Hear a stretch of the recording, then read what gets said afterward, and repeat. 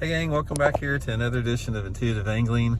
Much appreciate you guys checking the video out. Sort of, you can see it's a little bit different environment right now. I'm in the truck just heading back from I had a weightlifting competition up in St. Louis today, so I got late with the video today, but I wanted to put it out.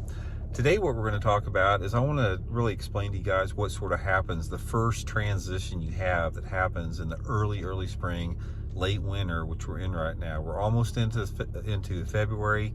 And this sort of signals, guys, there's the first movement, the first type of transition and change that the bass have in their mood and behavior and personality. And this is based upon a lot of different factors. So we'll get into that in this particular video here. First of all, you know, when you're talking about, you know, seasonal movements and seasonal changes and different type of the bass using different type of structures and, you know, different, you know, appealing more to different type of presentations.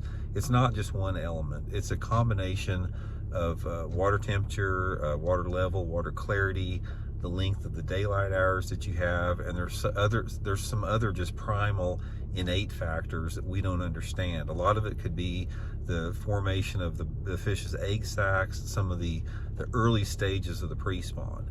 And what happens with that, then this is something I've noticed from fishing for so long, is you normally, for about the entire, you know, from the period of about mid-December until like right about now, one of the things I've noticed about bass fishing is bass prefer smaller baits. When the water temperature is at its coldest, they like just the downsized stuff, you know, like the smaller jerk baits, you know, the smaller spoons, Rapala ice jigs, small swim baits, those like those little, you know, 2.5 and 3 inch swim baits, downsized type stuff. But one of the things you'll notice once you start to get into February, the last part of January and February, the bass will make a noticeable change in the size of lures that they prefer. And I first start noticing this pretty much right around the 1st of February, when you first start having some type of a warming weather pattern. Now, what can happen with this is, say for example, you have water temperatures right now, like here in Missouri, our water temperatures are pretty much like in the mid 40s, something like that, low to mid 40s. Once you start noticing even a degree or two of increase in that water temperature that's sustainable over a couple weeks, usually this is associated with some type of warmer weather pattern, that's when you notice those bass start to prefer a little bit bigger lures. This is when I move up in size with my jerk baits. I go to bigger jerk bait sizes. Sometimes I'll even start with a big spinner bait, even real early in the year like this.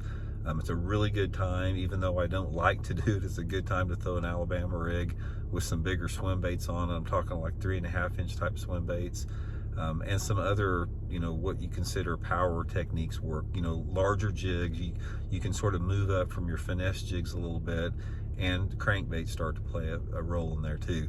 And normally this takes place, you know, right around the first part of February, depending upon, you know, what latitude and longitude you're on. But that's one of the things I'll notice. But anyway, guys, the quick tip for today's video is I just sort of want to let you know, when February 1st rolls around, and, you know, this coming week, that is the time you want to start experimenting with upsizing your lure size. Just go a little bit bigger and just see what happens with that, because normally it starts to produce some bigger fish. You start getting more action on those type of lures that had not been producing over the past month or so. So anyway, hope it helps, guys. Much appreciated.